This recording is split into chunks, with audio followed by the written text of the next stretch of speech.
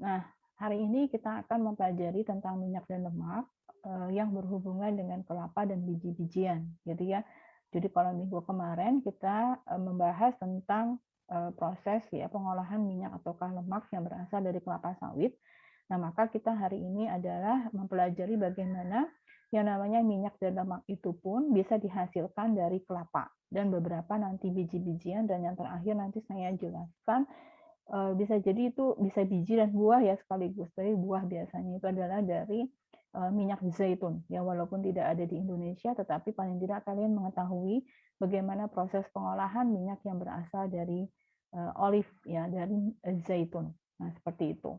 Nah, maka yang pertama kita akan membahas tentang minyak ataukah lemak yang berasal dari Cocos nucifera atau yang merupakan kelapa. Ya, kelapa. Kelapa itu kan sesuatu hal yang sudah banyak gitu kan ya di Indonesia, apalagi Indonesia adalah memang wilayah yang banyak daerah pantainya begitu. Walaupun sebenarnya kelapa tidak hanya di pantai begitu ya, tetapi kelapa itu juga banyak yang nantinya gitu kan ya apa namanya di jauh dari pantai gitu ya yang ditanam oleh masyarakat begitu. Dan memang untuk kelapa itu jarang untuk ada yang berupa perkebunan ya, walaupun apa namanya, kelapa itu gitu kan ya, memang ada beberapa yang dikebunkan, begitu dikebunkan tuh artinya ditanam dengan sengaja, dengan rapi begitu ya. Kemudian khusus untuk menghasilkan kelapa, apakah buah kelapa itu digunakan, apakah digunakan untuk minyak dan lemak, ataukah hanya buah kelapanya segar saja gitu ya yang dimanfaatkan. Nah, itu adalah sesuatu hal yang memang ada gitu kan ya, beberapa wilayah yang memang menanam kelapa dengan jalan dikebunkan begitu. Walaupun perkebunan kelapa yang merupakan Cocos nucifera itu beda sekali dengan perkebunan kelapa sawit begitu ya. Kalau perkebunan kelapa sawit memang hampir sebagian besar begitu ya di Indonesia itu perkebunan kelapa itu adalah kelapa sawit ya, bukan kelapa begitu. Nah, maka dalam hal ini gitu kan ya, sebenarnya antara kelapa sawit dengan kelapa untuk minyaknya itu beda karakter gitu ya. Beda karakternya itu khususnya adalah penyusun dari asam lemak yang dihasilkan dari kelapa atau kelapa sawit itu berbeda. Sehingga nanti minyak yang dihasilkan pun itu karakternya juga adalah berbeda begitu ya. Nah, akan tetapi karena perkebunan kelapa sawit itu sudah menjamur di mana-mana begitu ya, dan semakin banyak dan semakin luas begitu. Jadi kayaknya perkebunan kelapa itu adalah sesuatu hal yang seperti ditinggalkan begitu ya. Jadi tanaman kelapa itu adanya itu biasanya itu di bedengan sawah kan gitu kan ya. Jadi bukan perkebunan, tapi secara tidak sengaja begitu ya, dan secara tidak langsung mereka menanam hanya sebagai batasan, oh ini daripada tidak ditanam ya ditanamlah gitu kan ya beberapa pohon kelapa di sana begitu. Jadi bukan khususan itu adalah perkebunan kelapa begitu ya. Walaupun kalau kalian mau tahu begitu ya, sekarang itu sebenarnya penggalakan tentang yang namanya perkebunan kelapa dan produksi kelapa begitu ya, khususnya sebenarnya Balai Penelitian Kelapa itu ada di daerah Minahasa ya, Sulawesi Utara begitu ya. Jadi bagaimana mereka meningkatkan untuk produksi-produksi yang berbasiskan adalah kelapa begitu. Jadi memang sekarang itu Indonesia juga ingin meningkatkan yang namanya produktivitas kelapa, dan kemudian juga bagaimana nanti varietas kelapa yang bisa menghasilkan apa namanya daging buah kelapa yang banyak begitu kan ya, kemudian bisa menghasilkan diantaranya adalah untuk menghasilkan minyak dari kelapa. Nah, kelapa itu kalau kita perhatikan begitu kan ya, yang digunakan adalah pasti daging buah kelapa. Kalau kalian tahu kan semua kalian tahu ya, daging buah kelapa itu nantinya kalau misalnya dagingnya itu bisa nanti yang kita gunakan dalam bentuk segar tanpa dilakukan proses pengeringan terlebih dahulu, atau juga ada yang melakukan proses pengeringan terlebih dahulu untuk menghasilkan minyak dari kelapa begitu ya. Katakanlah di sini kita bisa mengenal yang namanya ini adalah kopra. Ya, kopra itu adalah di mana untuk buah kelapa yang banyak begitu kan biasanya dikeringkan terlebih dahulu. Kemudian kalau misalnya kadar airnya sudah rendah, baru nantinya dilanjutkan untuk melakukan pengepresan terhadap kopra tersebut untuk menghasilkan dari minyak kelapa begitu ya. Memang ada yang dari kopra, ada juga yang berasal dari buah dari kelapa itu sendiri ya yang segar gitu ya bentuknya. Nah, jadi berbentuk segar. Nah, kalau misalnya kita membicarakan dalam bentuk segar dari buah kelapanya itu pasti terlebih dahulu kita menghasilkan apa? Dia diparut dulu, dihancurkan begitu kan ya.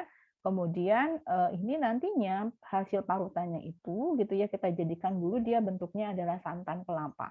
Jadi ini adalah secara tradisional begitu ya pengolahan minyak kelapa. Ini saya ambil fotonya itu di daerah Pingaran, Martapura ya. Itu banyak sekali pengolah minyak kelapa begitu kan ya.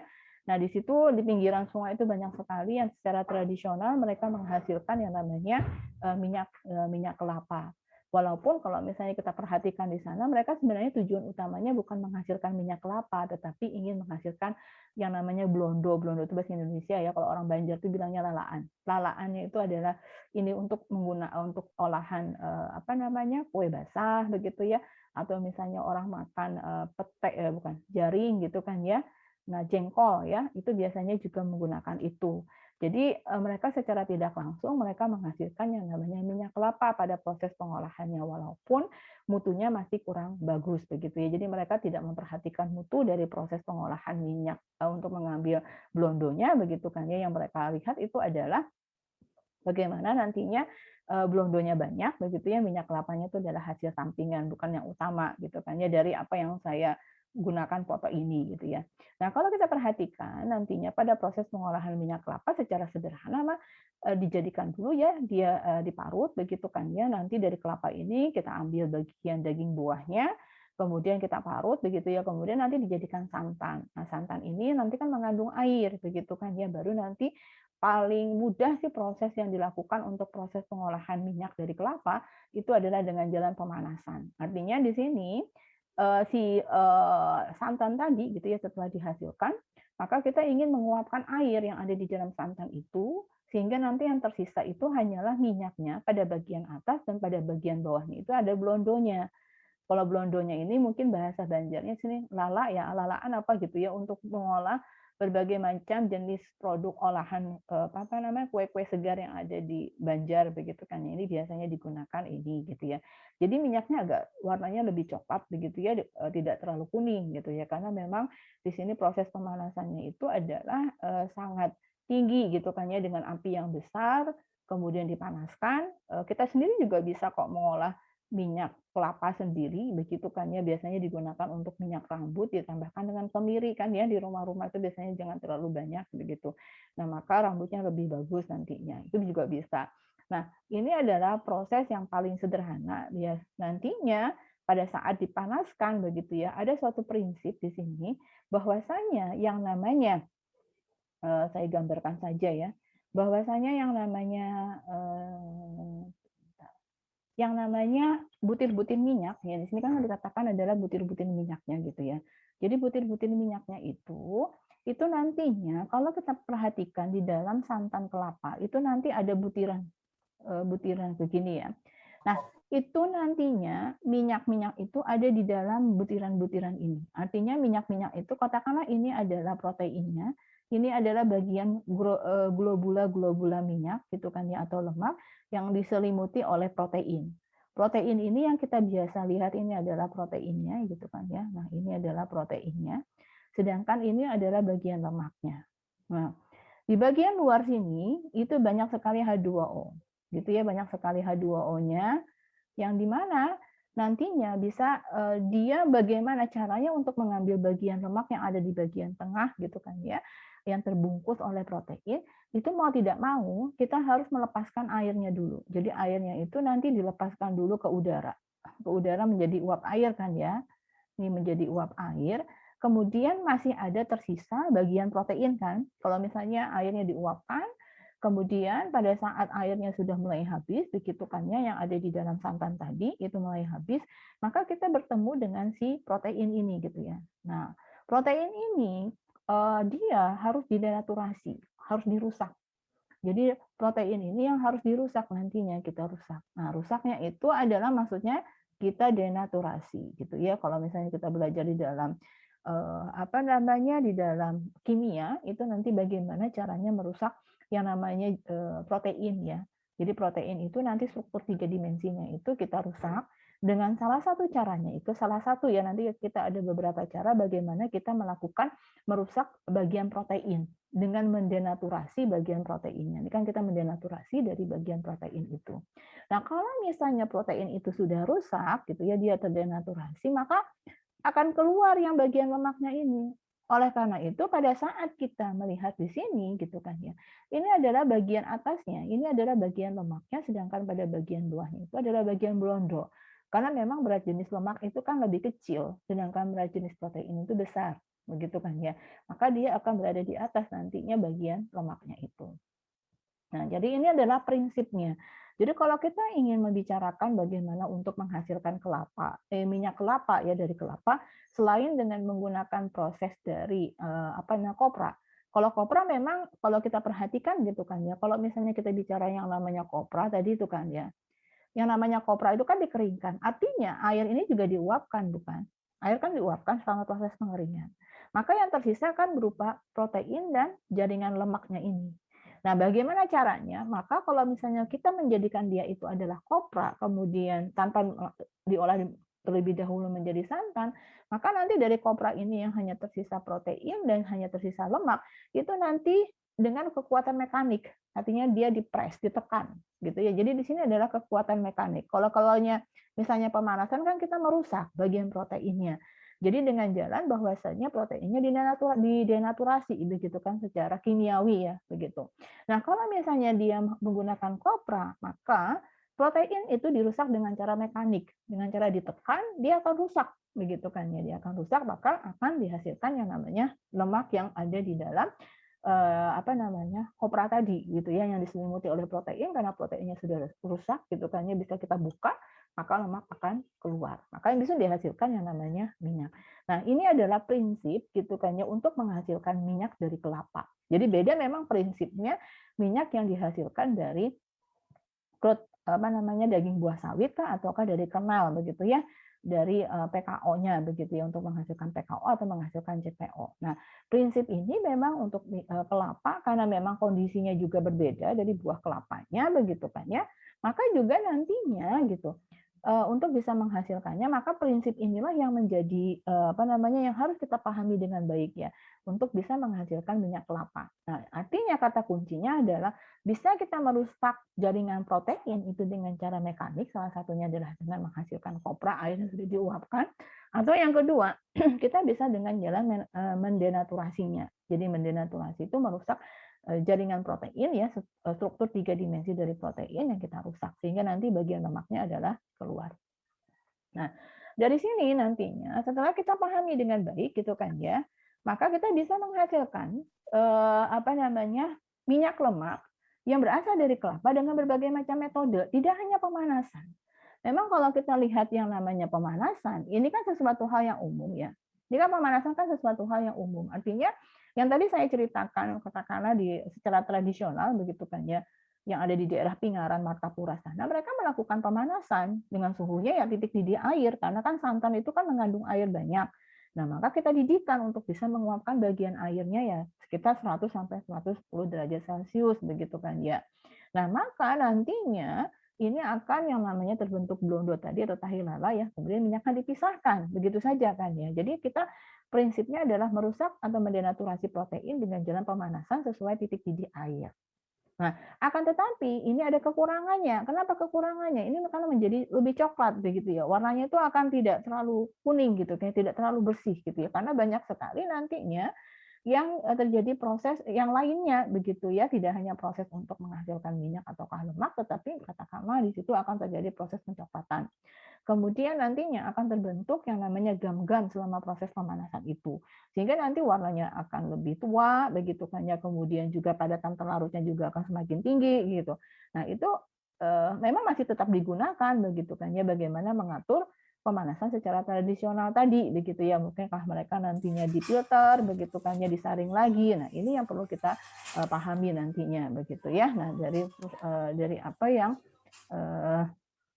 terjadi.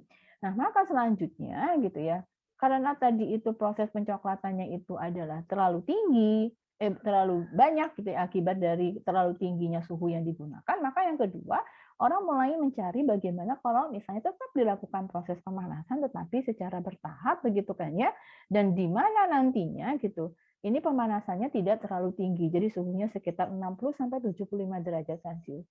Uap air masih bisa menguap gitu kan ya, kemudian juga protein masih bisa rusak dengan pemanasan yang seperti itu, tetapi memang agak lama begitu ya prosesnya. Karena kita ingin menjaga agar tidak terjadi proses reaksi maillard terlalu banyak. Kan di sini nantinya kan coklatnya di sini kan terjadinya proses yang namanya reaksi maillard begitu kan ya. Reaksi maillard itu kalau sudah suhunya tinggi pasti akan terjadi proses kecoklatan, apalagi di dalam minyak atau di dalam kelapa itu mengandung protein dan juga mengandung karbohidrat yang lainnya.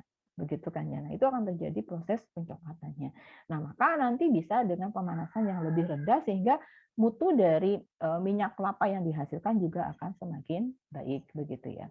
Nah, selanjutnya yang ketiga, orang tidak menginginkan terjadinya proses pemanasan begitu kan ya, tetapi bagaimana caranya merusak bagian proteinnya begitu. Jadi air tetap ada nantinya begitu kan ya, tetapi merusak bagian dari protein yang melingkupi bagian lemak tadi gitu ya yang ada di dalam nanti kita bentuknya masih santan ya. Di sini semuanya adalah bentuknya santan, tidak menggunakan kopra. Kalau kopra hanya satu saja kita merusak dengan secara mekanik. Nah, maka yang ketiga itu adalah bisa kita lakukan secara enzimatis. Artinya kita menggunakan enzim-enzim yang sifatnya adalah protease. Kenapa disebut dengan protease enzimnya? Ini ada enzim protease. Karena tujuannya adalah enzim ini untuk merusak ya, artinya menghidrolisis bagian dari protein. Karena kalau proteinnya itu dirusak, maka lemak bisa dikeluarkan dari si proteinnya, maka kita bisa menghasilkan bagian minyak ataukah lemaknya tadi. Nah, biasanya enzim protease yang paling mudah digunakan itu adalah enzim papain ataukah enzim bromelin. Nah, kedua jenis enzim ini sebenarnya enzim papain kan biasanya dihasilkan dari pepaya begitu ya, daun pepaya getahnya. Kemudian bromelin itu biasanya dari kulit nanas. Itu bisa dihasilkan yang namanya enzim papain, enzim yang merupakan protease atau enzim lain yang sifatnya protease tapi bisa jadi nanti harganya lebih mahal, begitu kan ya. Nah, maka caranya artinya santan yang sudah dihasilkan tadi kita masukkan misalnya ke dalam wadah, misalnya ini adalah santan, kemudian kita tambahkan dengan enzimnya gitu ya, dengan enzimnya. Nah, setelah itu nantinya kita biarkan selama kurang lebih 20 jam. Maka akan terjadi proses pemisahan. Pasti akan terjadi proses pemisahan karena aktivitas dari enzim protease yang dia merusak bagian proteinnya. Nah, maka nantinya yang akan muncul setelah kurang lebih 20 jam gitu kan ya, kita biarkan begitu kan ya di suhu kamar saja. Karena papain sama bromelin itu nanti aktif saja pada suhu kamar begitu ya. Nah, maka nantinya kita akan mempunyai 3 sisi. Yang pertama apa? Ada blondo, ada air, dan yang di bagian atas apa? Minyaknya. Minyaknya kita ambil aja pada bagian atas. Air sama blondonya ya udah kita ya blondonya boleh diambil ya begitu ya, airnya kita buang begitu. Nah, ini yang kita ambilnya. Nah, ini prosesnya adalah tanpa terjadi proses pemanasan dan memang sangat bagus yang dihasilkan. Akan tetapi memang agak lebih mahal karena kan kita menggunakan enzim, kemudian juga harus bersih begitu ya, jangan sampai terkontaminasi oleh bakteri-bakteri atau mikroorganisme yang tidak kita inginkan, apalagi mikroorganisme yang secara spontan bisa hidup begitu ya di dalam santan yang banyak sekali unsur-unsur sebagai media tumbuh dari mikroorganisme itu. Nah, itu yang ketiga adalah secara enzimatis. Nah, itu bisa ya. Nah, yang keempat itu adalah dengan jalan pengasaman. Nah, ini pun kita tidak menggunakan proses pemanasan untuk menghasilkan bagian minyak ataukah lemaknya. Hanya di sini kita hanya menambahkan ya, katakanlah asam, karena juga tujuannya adalah untuk menghidrolisis bagian protein yang ada di dalam si santan tadi, begitu kan ya, karena proteinnya kan melingkupi bagian lemaknya. Maka bagaimana caranya merusak protein? Salah satunya adalah dengan menambahkan asam, contohnya misalnya asam cuka, gitu kan ya. Boleh dengan asam-asam yang lain, ini asam cuka, dengan pH-nya kurang lebih 4,3. Karena biasanya pH 4,3 itu akan terjadi proses denaturasi terhadap protein apa saja sebenarnya, kurang lebih 4 sekian gitu kan ya. Nah, maka nantinya sama saja seperti kita menggunakan secara enzimatis gitu kan ya. Maka setelah nanti didiamkan, ini katakanlah misalnya kita punya seperti ini juga gitu kan ya, kita tambahkan tapi yang ditambahkan adalah asam begitu ya, kurang lebih 10 jam nantinya. Kemudian akan terjadi proses pemisahan sama seperti ini gitu kan ya. Masih ada blondonya karena merupakan endapan dari si protein yang terdenaturasi. Kemudian ada air, kan nggak mungkin santan nggak ada airnya kan. Air yang terpisahkan, kemudian bagian minyaknya pada bagian atasnya. Nah, ini nanti minyaknya ini juga sama ya kita ambil. Nah, itu juga adalah metode yang memang tanpa terjadi proses pemanasan pada proses pembuatan minyak kelapa. Otomatis nantinya kalau tanpa ada pemanasan, ini nanti minyak yang dihasilkan sangat bening gitu kan ya. Mungkin kalau kalian pernah, melihat virgin coconut oil gitu kan ya. Jadi virgin coconut oil itu dia kayak air air yang bening begitu kan ya. Karena memang prosesnya bagaimana caranya kita mengurangi untuk tidak terjadi proses pemanasan. Jadi sekalipun nanti proses pemanasan terjadi itu suhunya rendah dan kita filter gitu kan ya. Kita saring untuk warna-warna itu tidak terjadi begitu kan ya. Nah, itu bisa dihasilkan begitu ya untuk biasanya mengolah virgin coconut oil atau PCO gitu ya, PCO. Seperti itu. Atau juga selain dari proses pemanasan enzimatis atau pengasaman, kita juga secara mekanik bisa begitu kan ya. Tadi kan kalau kopra memang dipres secara mekanik begitu kan ya. Kita bisa dengan santan yang kita gunakan gitu kan ya. Tetapi nantinya kita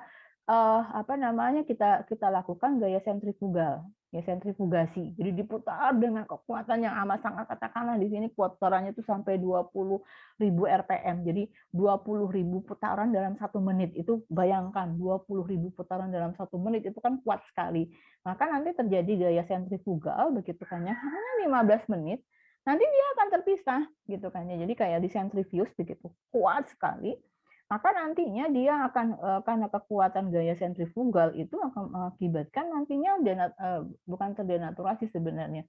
Si rusak gitu kan ya secara mekanik dari si proteinnya begitu ya, karena ada kekuatan gaya di situ gitu kan ya. Jadi saling menumbuk begitu kan ya, akhirnya rusak yang namanya si proteinnya itu. Maka otomatis nanti bagian lemaknya juga akan keluar dan terpisahnya sama seperti yang tadi, ada blondo, ada air dan ada bagian minyaknya begitu kan ya. Jadi pasti bagian minyak itu adalah pada bagian paling atas karena minyak memang berat jenisnya adalah paling kecil di antara air dan blondo begitu. Nah, itu boleh dengan menggunakan sentrifuge begitu kan ya. Tapi ya pasti kondisinya kalau ukuran besar sentrifuge seperti itu gitu ya untuk produksi di industri mungkin sulit begitu kan ya. Karena harus menggunakan kayak sentrifuge ukuran yang besar sekali skala industri. Biasanya jarang digunakan. Kalau misalnya skala pilot line masih bisa begitu ya, apalagi skala lab ya untuk melakukan bagaimana si proteinnya itu dirusak dengan jalan mekanik begitu kan ya untuk digunakan sentrifugasi tadi gitu ya. Dan yang keenam itu bagaimana caranya gitu kan ya. Kita melakukan sesuatu hal yang bisa merusak bagian proteinnya. Di sini kayak pancingan gitu ya. Pancingannya itu, nih istilahnya pancingan, dipancing gitu ya. Masih menggunakan santan juga, bukan menggunakan kopra gitu kan ya. Katakanlah misalnya nanti yang kita santan itu kan nanti ada bagian yang kayak bagian krimnya gitu ya, artinya santan kental lah kalau orang bilang begitu kan ya. Nah, kita mengambil bagian krimnya atau santan kentalnya begitu. Yang bagian skimnya yang lebih encer itu tidak kita gunakan. Jadi benar-benar nanti bagian di situ adalah tidak mengandung jumlah airnya sangat kecil. Jadi kalau misalnya kita bicara santan kental itu jumlah airnya sangat kecil. Jadi kita menghindari untuk tidak terlalu banyak air, begitu ya. Jadi airnya sudah bagian skimnya, bagian yang banyak airnya gitu kan ya, maka kita tidak gunakan. Seperti itu. Nah, kita menggunakan bagian krimnya yang merupakan santan kental. Nanti dari santan kental ini kita masukkan minyak. Nah, ya. Jadi katakanlah ini santan kental ya, jumlah airnya sangat sedikit sekali. Maka nantinya kita tambahkan minyak. Nah, minyak itu nanti jadi pemancingnya gitu ya. Jadi dia nantinya itu bisa secara sel begitu kan ya. Ini secara seluler gitu kan ya. Itu nanti dia masuk ke bagian yang ada bagian yang tadi masih tetap ada protein, ada lemaknya gitu kan ya. Kemudian ada proteinnya. Maka masuklah lemak itu bisa merusak bagian dari proteinnya gitu ya. Jadi dengan itu dia masuk ke dalam dan dia mengikat. Jadi kayak semacam ada interaksi gitu ya antara si lemak dengan si lemak begitu kan ya. Nah, itu dipancing begitu. Nah, kemudian kita aduk untuk membantu agar nantinya lebih mudah si minyak yang kita tambahkan tadi gitu kan ya ke dalam bagian si santan yang merupakan santan kental tadi lebih mudah untuk bisa masuk ke dalam atau berinteraksi dengan bagian lemak yang ada di dalam dibungkus oleh protein tadi. Nah, dia nggak akan terpisah juga begitu kan ya, masih ada blondonya, masih ada air dan ada masih bagian minyaknya gitu ya. Jadi masih terpisah walaupun airnya sedikit gitu kan ya. Karena kan tadi tidak menggunakan skimnya, tetapi kita hanya menggunakan bagian krimnya saja. Nah, ini adalah proses yang mana kita bisa melakukan modifikasi gitu kan ya, ataukah ya berbagai macam ya inovasi untuk bisa menghasilkan minyak yang berasal dari kelapa begitu kan ya, tetapi tidaklah warna minyaknya itu terlalu tua, kemudian tidak terasa minyak sehingga kita bisa kayak virgin coconut oil ya, yang ini saya jelaskan begitu ya. Ini nantinya nih katakanlah yang seperti ini ada minyak kelapa murni atau virgin coconut oil gitu kan ya. Ini tuh bisa kayak diminum gitu ya. Jadi tidak terasa kayak berlemak begitu gitu ya. Tetapi sebenarnya dia mengandung lemak, mengandung minyak begitu kan ya. Jadi mengandung trigliserida juga begitu. Akan tetapi dia warnanya seperti putih, air putih gitu kan ya. Jadi kalau kalian pernah melihat PCO itu tidak kuning tetapi putih gitu ya. Nah, bagaimana caranya orang sekarang itu memang virgin coconut oil itu yang dihasilkan bukan untuk menggoreng, tetapi nanti digunakan ini karena ada suatu apa namanya bahan aktif yang berasal dari asam lemak yang dikandung oleh minyak kelapa, yaitu khususnya yang ini, yang merupakan jumlah atom C-nya adalah 12 yang merupakan asam laurat. Ini baik sekali untuk kesehatan, begitu kan ya. Nah itu bagus sekali untuk kesehatan, walaupun ya ada asam miristatnya nggak apa-apa, asam lauratnya yang tinggi, begitu kan ya. Yang disitulah nantinya bagaimana caranya nanti dengan jumlah asam laurat yang tinggi gitu kan ya, orang tidak menggunakan untuk digoreng, tetapi digunakan untuk dimakan begitu ya. Artinya diminum begitu saja begitu. Jadi dihasilkan nanti bagaimana menghasilkan yang namanya virgin coconut oil tadi gitu kan ya. Bisa dengan jalan tidak terjadi proses pemanasan ataupun misalnya terjadi proses pemanasan tetapi dengan suhu yang rendah kita lakukan proses penyaringan lagi gitu kan ya untuk menghilangkan bagian warna dan bagian gam-gam yang ada di dalam si minyaknya itu. Nah, ini yang dimana orang mulai apa namanya bukan mulai sudah lama sih sebenarnya ini gitu kan ya untuk menghasilkan virgin coconut oil itu gitu kan ya. Dan selain itu saya perlu menjelaskan begitu ya kalau kalian pernah mencoba untuk menggoreng saja ya kan biasanya kan minyak itu digunakan untuk menggoreng atau proses produksi pembuatan emulsi yang lain begitu kan ya menggoreng saja. Nah, maka kita bisa melihat di sini gitu kan ya. Ternyata memang kalau kita gunakan suhu yang sama dengan bahan yang sama digunakan untuk menggoreng, ternyata bisa lebih lama menggunakan minyak kelapa sampai terjadinya proses ketengikan begitu. Karena memang dia lebih banyak mengandung asam lemak yang sifatnya adalah jenuh dibandingkan yang tidak jenuh gitu ya. Artinya tidak jenuh itu kan mengandung ikatan tangkap. Nah, memang kalau misalnya ikatan tangkap kan hanya sedikit sekali ya untuk yang namanya minyak kelapa begitu kan ya. Sebagian besar kan asam laurat dan asam miristat ya asam miristat juga kan 14,0 gitu kan. Jadi sebagian besar nanti kandungannya itu adalah minyak yang jenuh begitu ya, bukan yang tidak jenuh. Sehingga pada saat dia dipanaskan itu tidak mudah untuk terjadinya proses oksidasi. Tidak mudah ya, bukan berarti tidak bisa. Tidak mudah untuk terjadinya proses oksidasi dibandingkan kalau misalnya mengandung ikatan rangkap yang banyak begitu kan. Jadi itu bisa dibandingkan nantinya kalau kita memanfaatkan yang namanya minyak kelapa untuk proses penggorengan kah, untuk proses pengolahan emulsifier yang lain kah begitu kan ya. Nah, itu yang nanti keunggulan. Nah, tetapi memang permasalahannya pada saat ini adalah kalau saya perhatikan gitu kan ya, kita memang jarang sekali orang melakukan kelapa itu untuk dikebunkan begitu ya. Itu memang kendala yang luar biasa begitu kan ya. Pada saat kemarin itu ya beberapa bulan yang lalu mengikuti tentang webinar tentang kelapa ya khususnya begitu kan ya. Jadi untuk bagaimana caranya Indonesia untuk membangun kembali begitu kan ya untuk perkebunan-perkebunan kelapa. Bukan kelapa sawit tapi adalah Cocos musifera begitu kan ya. Jadi kita melakukan hal yang demikian begitu ya bagaimana untuk meningkatkan produksi kelapa di Indonesia. Nah, itu adalah yang perkelapaan. Oke ya. Kita lanjutkan lagi. Yang kedua, saya ingin membahas tentang minyak itu tidak hanya dari kelapa sawit ataukah dari kelapa, tetapi juga minyak bisa dihasilkan dari proses adalah yang berasal dari biji-bijian. Begitu kan ya. Jadi minyak itu bisa dihasilkan dari biji-bijian. Contohnya di sini saya katakan adalah biji itu dari proses misalnya kalian pernah melihat nggak ada minyak biji bunga matahari gitu kan ya. Itu banyak kalau dijual di pasaran. Atau dari kacang-kacangan, kacang kedelai kah gitu kan ya, atau kacang tanah kah? Ini kacang tanah ya.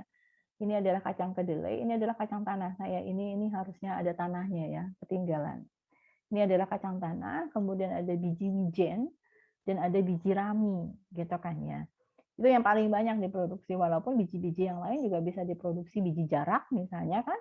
Kan kalian mungkin pernah mendengar ini ya, Nah, biji jarak, tapi kan jarak tidak digunakan untuk pangan ya, tetapi digunakan untuk biodiesel biasanya kan, jadi digunakan untuk selain dari pangan. Nah, ini juga bisa dihasilkan biji jarak. Biji rami ini sebenarnya masih bisa digunakan untuk pangan, apalagi biji wijen begitu ya. Nah, maka apabila nantinya beberapa jenis tanam-tanaman itu banyak menghasilkan biji-bijian, begitu kan ya. Nah, ini dapat menghasilkan minyak. Jadi beberapa memang biji-bijian dari tanam-tanaman itu banyak mengandung minyak ataukah lemak begitu ya. Katakanlah kacang kedelai kurang lebih berapa ya, itu sekitar 20 sekian persen begitu kan ya, kandungan minyaknya. Itu bisa digunakan untuk menghasilkan memproduksi minyak kedelai. Itu pun dijual begitu ya, di pasaran ada kok gitu ya. Minyak kacang tanah juga iya begitu ya, apalagi kacang tanah itu kandungan lemaknya lebih tinggi dibandingkan dengan kacang kedelai begitu. Nah, maka di sini nantinya bagaimana caranya untuk menghasilkan minyak yang berasal dari biji-bijian. Kalau kalian kan sudah paham ya, minyak yang dihasilkan dari kelapa sawit seperti ini metodenya gitu kan ya. Mengambilnya caranya seperti apa.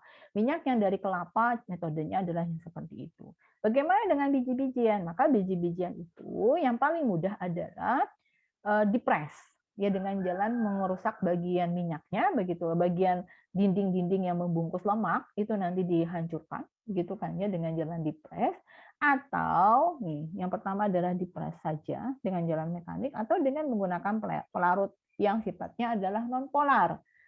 Tapi ini memang agak mahal. Katakanlah kita menggunakan heksan. Heksannya aja mahal begitu ya. Di mana nantinya si biji-bijian itu kita hancurkan, kemudian kita ekstraksi dengan menggunakan heksan. Misalnya kita punya ini ya, di sini ada biji-bijian gitu kan ya yang sudah diperkecil ukurannya, kemudian kita tambahkan dengan heksan. Kemudian kita biarkan atau kita aduk gitu kan ya beberapa lama.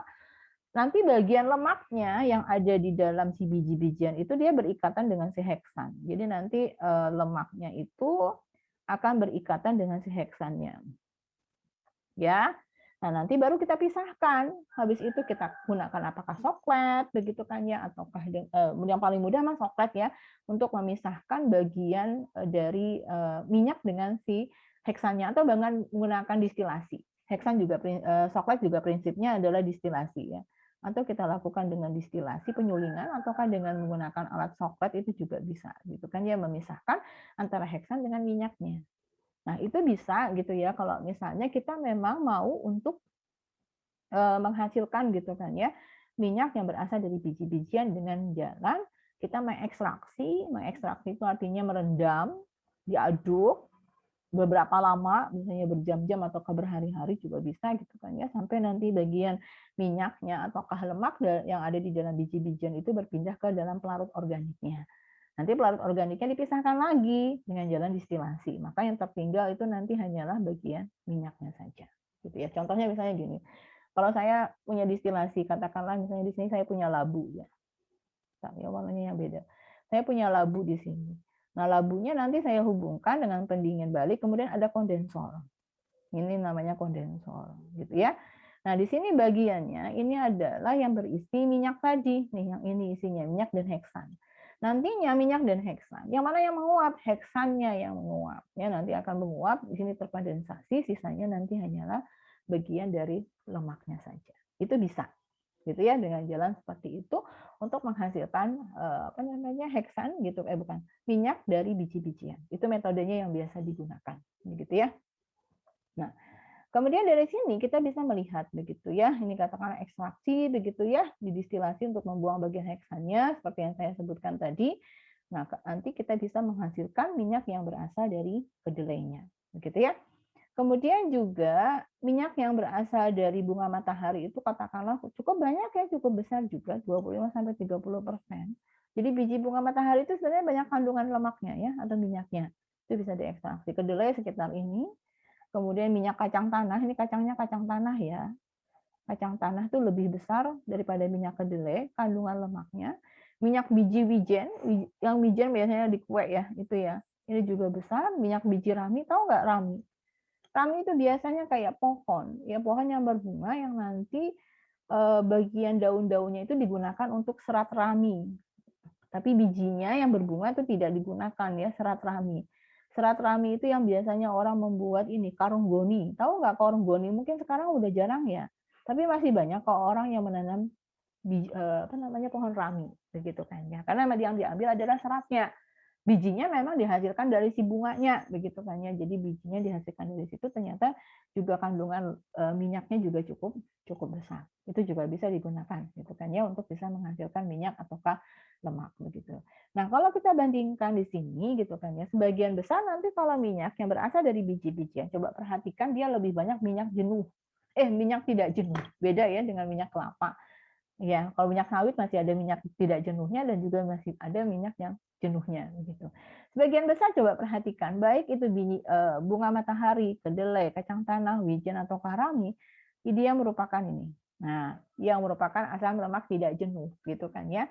Apakah asam linoleat ataukah juga di situ ada asam palmitatnya juga ada begitu kan ya. Kita bisa melihat di situ gitu. Ini ada oleat, ini ada oleat, linoleat begitu kan ya. Ini juga banyak dihasilkan. Sebagian besar adalah ini. Nah, satu sisi memang minyak-minyak yang mengandung ikatan tangkap kalau dipanaskan, digunakan untuk dipanaskan apalagi suhunya tinggi misalnya untuk menggoreng, memang dia mudah untuk teroksidasi. Tapi sisi lain, kalau misalnya kita menggunakan minyaknya tidak digunakan untuk menggoreng dengan suhu tinggi, sebenarnya ini asam lemak yang tidak jenuh itu coba perhatikan. Kalaunya 18 ada 2 yang ingat nggak di situ kalian bicara omega 3 dengan omega 6? Ya, ingat nggak sama omega 6 waktu saya ngajarin masalah lemak ataukah minyak gitu kan ya pada saat mengajarkan kimia. Bisa memang orang mencari minyak biji bunga matahari, minyak kedelai itu mengambil bagian ininya gitu kan ya. Memang dia jumlahnya sedikit gitu kan ya. Tapi memang untuk aman, tapi tidak digunakan untuk menggoreng. Bisa jadi nanti menggoreng pada suhu tinggi. Dia menggoreng cuma sebentar gitu kan ya, tidak sampai terjadi proses oksidasi di situnya. Gitu. Jadi orang menggunakan minyak-minyak itu juga untuk aman, untuk orang-orang yang memang dia ingin menjaga kesehatannya begitu kan ya. Jadi tidak untuk digoreng yang seperti kita menggoreng ikan, menggoreng apa gitu kan ya dengan menggunakan minyak kelapa ataukah minyak kelapa sawit. Jadi ini yang membedakan antara minyak biji-bijian, mengapa masih banyak orang yang membeli dan harganya sangat mahal sekali gitu kan ya, dibandingkan dengan minyak kelapa ataukah minyak kelapa sawit. Harganya mahal. Ini kalau per liternya berapa? Karena memang juga kan minyak biji bunga matahari kan berapa sih banyaknya? Dikebunkan juga sekebun apa begitu kan ya, juga tidak terlalu banyak. Itu juga bisa meningkatkan biaya produksi gitu kan ya, sehingga harganya juga akan semakin mahal. Tapi masih banyak dicari orang. Apalagi orang-orang yang punya kolesterol gitu kan, yang mereka tidak ingin menggunakan minyak-minyak yang berasal yang mudah teroksidasi gitu. Oke ya. Nah, di sini itu adalah minyak dari minyak kelapa dan juga minyak dari biji-bijian ya, dan prosesnya seperti apa, kemudian karakteristiknya adalah seperti apa. Saya ingin menunjukkan kepada kalian, ada salah satu minyak yang dimana orang juga seperti meminum begitu ya.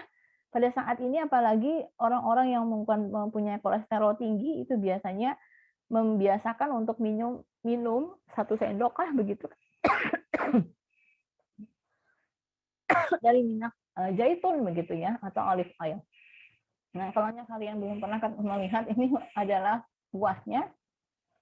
Pohonnya tinggi. Ini adalah olive oil begitu kan ya. Jadi sebagian besar nanti memang tidak diproduksi di Indonesia gitu ya, tetapi orang Indonesia banyak yang memanfaatkan ini. Dan banyaknya itu bukan juga di Arab loh sebenarnya. Walaupun di Arab Saudi sendiri itu memang banyak olive oil begitu kan ya, atau pohon zaitun begitu. Tapi yang paling banyak nanti di Spanyol malah yang menghasilkan minyak zaitun begitu. Jadi mereka menanam yang namanya pohon-pohon dari zaitun begitu ya. Jadi kalau di dalam Al-Qur'an itu kan watini wa zaitun, dua-dua buah itu sebenarnya ada gitu ya. Buah atin ada, buah zaitun juga adalah ada begitu. Nah, ini adalah buahnya. Jadi kalau kita perhatikan ini adalah buahnya untuk proses nanti diolah menjadi minyak begitu ya. Yang minyaknya ini memang bisa digoreng, bisa, tapi biasanya orang memanfaatkannya hanya diminum begitu saja begitu kan ya, seperti virgin coconut oil tadi begitu. Nah, maka di sini kita bisa melihat begitu ya, bagaimana proses pengolahannya gitu kan ya, mulai dari yang namanya ini adalah bentar.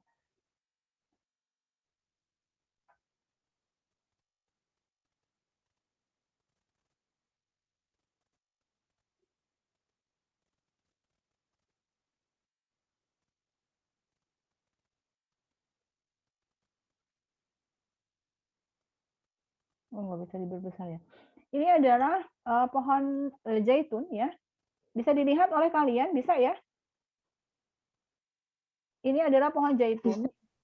cukup besar begitu ya pohonnya, itu nantinya diambil buahnya itu gitu kan ya, di sini ini kayak katakanlah ini adalah buahnya dari, buah zaitunnya gitu kan ya. Jadi agak berwarna hijau, nanti ada yang kuning begitu kan ya. Jadi pohonnya memang agak besar begitu. Nanti ada beberapa metode yang digunakan untuk bisa mengambil bagian dari, buah yang memang banyak sekali ditemukan di dalam buah zaitun itu. Nah, selanjutnya gitu kan ya, ini cara, pemanenannya yang digunakan begitu ya. Ini pemanenannya yang biasa dilakukan di dalam masyarakat begitu kan ya. Mereka boleh dengan cara manual begitu ya, kayak semacam digoyang-goyang, nanti buahnya itu di sini di bawahnya itu diberikan satu, semacam tempat yang kayak apakah nanti semacam kayak karpet gitu, kayak tikar, ataukah nantinya plastik begitu ya. Sehingga pada saat buah itu jatuh begitu ya ke tanah, itu nanti bisa langsung dikumpulkan. Jadi tidak diambil satu persatu lagi begitu ya. Ini bisa menggunakan seperti ini cara melakukan pemanenan secara tradisional yang dilakukan oleh mereka begitu kan ya. Tetapi juga nantinya ada yang melakukan pemanenan dengan jalan mekanik seperti ini ya. Ini contohnya saya tunjukkan.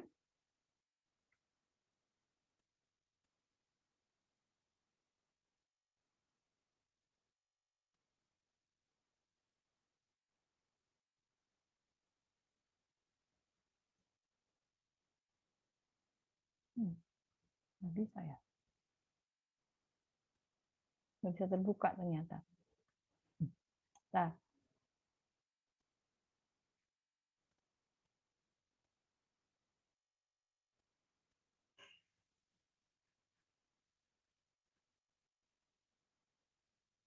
Nah, ini adalah salah satu metode gitu kan ya, bagaimana cara mengambil buah zaitun yang ada di dalam pohonnya, begitu ya, nanti digulung, nah yang seperti ini. Jadi ini salah satu metodenya saja begitu ya. Ini secara menggunakan tidak manual, tetapi dengan menggunakan mesin, ya dengan alatnya yang seperti ini untuk memanen buah zaitunnya. Nah, kemudian ya tadi dikumpulkan gitu kan ya. Nah, setelah itu baru nanti masuk ke dalam pengangkutan ya. Artinya setelah dipanen itu nanti buah-buah zaitun tadi gitu kan ya dari pohonnya itu nanti dibawa ke pabriknya. Bentar dulu. Nah, ini pengangkutan gitu kan ya dibawa dengan menggunakan drum truck gitu kan ya. Dibawa kemudian dimasukkan ke dalam pabrik gitu kan ya, dilewatkan sebel Nah, ini dilewatkan di situ kan masih ada tangkainya segala macam ya, bergabung di situnya gitu kan ya. Nah, maka selanjutnya itu adalah setelah pengangkutan kita melakukan proses pembersihan dan proses pencucian begitu ya. Jadi di sini ada proses pencucian dan ada proses pembersihan dulu. Coba kita lihat di sini dulu. Ini adalah proses pembersihan dan pencuciannya. Nah, tadi kan dimasukkan ke dalam pabrik begitu ya. Nanti dibawa dengan konveyor, nanti dibersihkan dulu begitu kan ya. Jadi yang tadi kotoran-kotorannya itu dipisahkan begitu ya. Kemudian juga nanti sampai dicuci. Dibersihkan tuh kan masih ada daun-daunnya, ranting-rantingnya begitu ya. Nah, itu dibersihkan begitu nanti akan menjadi bersih. Selanjutnya itu adalah untuk proses grinding, jadi dihaluskan. Jadi setelah bersih nantinya si buah zaitunnya itu apa namanya selanjutnya digrinding, dihaluskan, dilumatkan. Ya, ini dilumatkan. Nah, kalian perhatikan kan warnanya tadi agak hijau ya, ada yang kuning, ada yang hijau. Itu dilumatkan, dihaluskan begitu ya sampai halus. Seperti itu. Jadi dihaluskan terlebih dahulu nih dengan jalan digrinding. Ya ini benar-benar industri besar begitu ya untuk memproduksi dari minyak zaitunnya. Oke, selanjutnya itu adalah setelah di grinding gitu kan ya, maka di sini coba saya perhatikan. Saya perbesar dulu sebelum saya munculkan begitu kan ya, itu diekstraksi di mana nantinya di dalam proses ekstraksinya begitu. Ini kita memperhatikan yang di mana nantinya tadi kan kita haluskan begitu kan ya, kayak semacam bubur, tapi buburnya juga bukan airnya gitu kan ya. Jadi semacam ada buburnya di situ gitu. Nah, kemudian di situ, saya baca lewat sini saja. Maka di situ nantinya ada satu proses ekstraksi untuk mengetahui gitu kan ya, bagaimana secara kontinus ya dari grinding tadi. Kemudian nantinya ada pemisahan antara minyak dengan jalan disentrifugasi. Jadi di situ nanti disentrifugasi, jadi ada sentrifuge yang sangat kuat sekali, begitu kan ya diputar bagian dari yang tadi setelah digrinding gitu kan ya dihaluskan tadi, kemudian disentrifugasi untuk bisa memisahkan antara si oilnya, minyaknya, begitu ya, minyak ini adalah olive oilnya, kemudian ada air di dalamnya dan beberapa padatan solid waste ya, present in the pulp gitu ya, atau flesh and bone-nya gitu. Nah itu dipisahkan begitu, jadi ada minyaknya, kemudian masih ada airnya, karena kan buah itu kan masih ada airnya ya. Nah itu juga dipisahkan, kemudian juga pemisahan dengan bagian pulp-nya. Pulp itu adalah bagian limbah ataukah yang memang tidak digunakan begitu kan ya. Jadi masih bagian apakah itu seratnya begitu ya, kemudian juga bagian kulit-kulitnya. Nah, itu tidak digunakan dan itu dipisahkan. Nanti yang diambil itu nanti bagian dari lemaknya saja di mana kita bisa menggunakan dengan jalan sentrifugal. Ya, jadi dengan menggunakan proses sentrifugasi begitu kan ya, nanti kita putar dengan kekuatan tinggi sama seperti tadi itu pada saat kita menghasilkan minyak ataukah lemak begitu kan ya.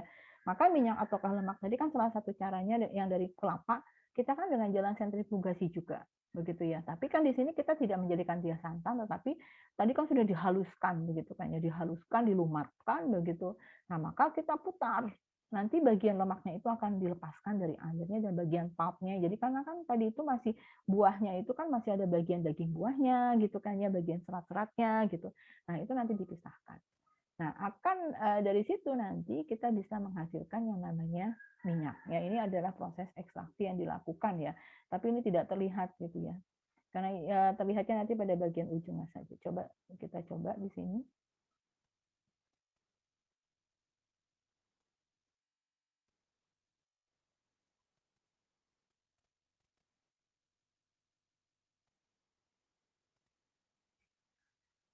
Ya, ini kan di pabriknya ukurannya besar begitu ya. Nah, di sini kita bisa melihat bagaimana prosesnya, di ekstraksinya yang tadi dengan menggunakan sentrifugasi kita nggak melihatnya, nanti yang keluarnya hanya minyak ini doang gitu kan ya. Jadi bagian minyaknya ini yang kita bisa lihat. Jadi minyaknya itu masih agak banyak padatannya gitu ya. Jadi banyak bagian gamnya.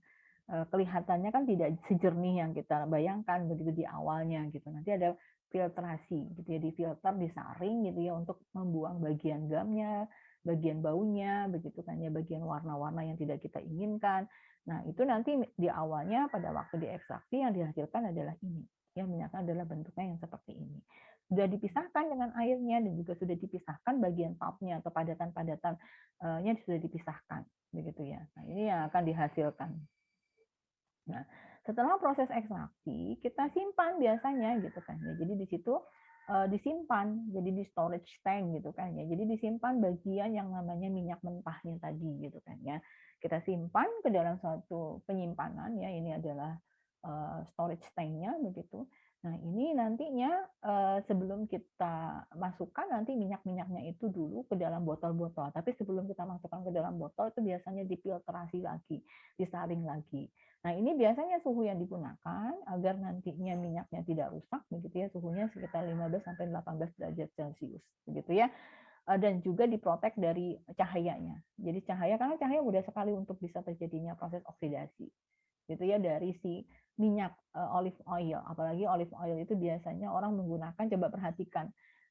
Olive oil tuh ada yang beberapa dia menggunakan botol yang digunakan itu adalah botol yang apa ya namanya, tidak tembus cahaya begitu ya, ada botolnya berwarna agak gelap begitu, sebenarnya untuk menghindari terjadinya proses kerusakan dari si minyak olive oilnya ini begitu kan ya, lebih cepat rusak. Nah, ini yang kita biasanya simpan begitu ya ke dalam yang namanya tangki-tangki ini begitu. Nah, pada saat kita ingin memasukkannya ke dalam botol, maka terlebih dahulu difilter, difiltrasi, disaring begitu kan ya. Nah, maka nantinya proses penyaringan dari minyak itu biasanya nantinya kita untuk, me-remove ya, jadi menghilangkan air kan yang masih ada begitu kan ya, sambil di situnya kalau misalnya masih tersisa begitu ya, masih ada kadar air yang tinggi juga menyebabkan kemudahan untuk terjadinya proses hidrolisis begitu ya. Kemudian juga ada beberapa organic matter gitu ya, bahan-bahan organik yang tadi bisa berbentuk gam nantinya ya. Di sini kan organic matter in suspension gitu kan ya. Dia tersuspensi, kita bisa melihatnya itu biasanya gam-gam gitu ya, kayak semacam ada apa ya, ada sesuatu kayak benang-benang tipis begitu ya di dalam minyak ataukah lemak. Minyak sih biasanya yang terlihat begitu ya. Nah, itu kita bagaimana caranya untuk menghilangkan itu begitu kan ya, dengan jalan difilter begitu. Nah, maka di sini nantinya gitu kan ya, kita kalau misalnya virgin coconut oil juga bisa dibotolkan yang without being filter begitu kan ya. Artinya tanpa kita saring pun dia bisa digunakan yang seperti warna yang tadi gitu kan ya. Dia warnanya masih wah bukan warna sih sebenarnya, kepekatannya masih pekat begitu. Itu juga bisa kayak minyak sawit merah gitu kan ya. Sebelum jadi minyak goreng yang warnanya kuning, nah itu sebelum dilakukan proses pemurnian begitu kan ya. Nah, maka kalau misalnya ada juga orang yang membotolkan itu yang merupakan disebutnya di sini adalah crude oil-nya si olive oil begitu ya. Jadi minyak kasar ataukah minyak mentahnya begitu.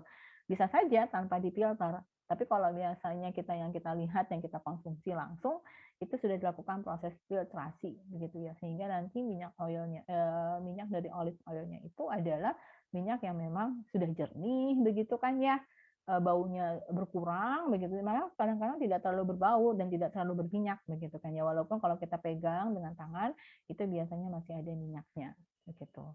Nah, itu adalah melalui proses filtrasi. Nah, nanti di situ setelah difiltrasi baru kita masukkan ke dalam botol. Nah, itu proses pengolahan minyak begitu kan ya, yang berasal dari olive olive ya, minyak zaitun, dari zaitun begitu kan ya. Itu juga terkenal begitu kan ya, di mana orang-orang yang mencari ya minyak zaitun itu ya digunakan untuk kesehatan. Seperti virgin coconut oil juga untuk kesehatan begitu kan ya. Jadi ada keutamaan di dalam beberapa minyak itu tidak hanya digunakan untuk pangan yang langsung dikonsumsi begitu kan ya, tetapi juga untuk kesehatan.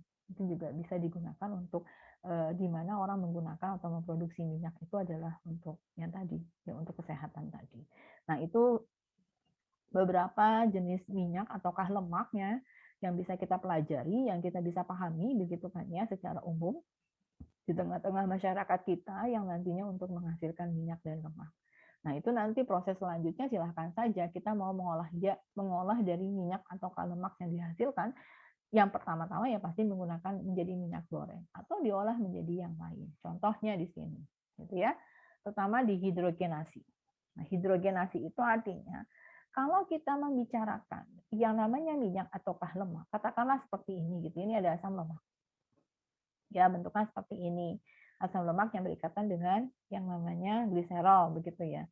Nah, asam lemak ini kalau kita tambahkan proses hidrogenasi, artinya terjadi proses penambahan gitu kan ya. Di sini adalah penambahan dari ini kan hanya asalnya dua ya. Ada hidrogenasi, artinya penambahan unsur hidrogen ke dalam si minyak ataukah lemak tadi. Begitu kan ya, kita tambahkan dengan jalan menambahkan menggunakan ini gas hidrogen. Jadi dilewatkan gas hidrogen dan nanti terjadi proses reaksi begitu ya antara si minyak dengan gas hidrogen, dia akan menghasilkan sesuatu hal yang bertambah nanti di sininya. Apanya? Unsur H-nya bertambah dan ikatan rangkapnya itu akan lepas begitu kan ya, sehingga menjadi ikatan rangkapnya menjadi satu. Itu adalah proses hidrogenasi dan itu banyak dilakukan untuk menghasilkan apa sebenarnya ini ya. Biasanya proses hidrogenasi itu dijadikan untuk nih pembuatan margarin atau pembuatan shortening atau juga orang menyebutnya mentega putih. Jadi kalau kalian sering menggunakan margarin begitu ya. Margarin itu katakanlah kayak Blue Band begitu ya. Itu kan margarin.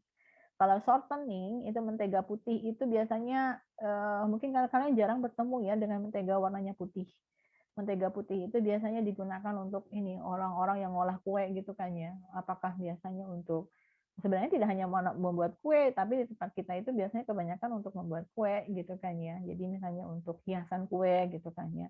Coba aja kue tart misalnya atau kue bolu gitu kan dihias kan biasanya menteganya bukan dari margarin gitu, tapi dari shortening gitu ya, yang merupakan mentega putih. Nah, itu pembuatan margarin atau pembuatan shortening itu dari proses hidrogenasi.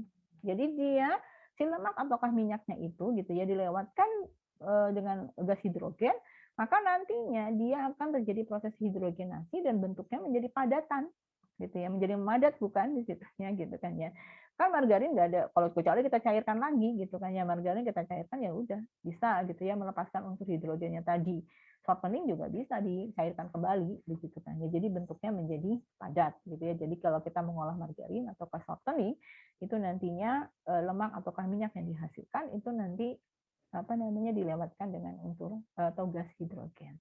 Nah, margarin tadi dia bentuknya padatan karena memang unsur air itu ada di dalam minyak. Jadi kalau misalnya itu oil in water istilahnya itu bukan water in oil, WO.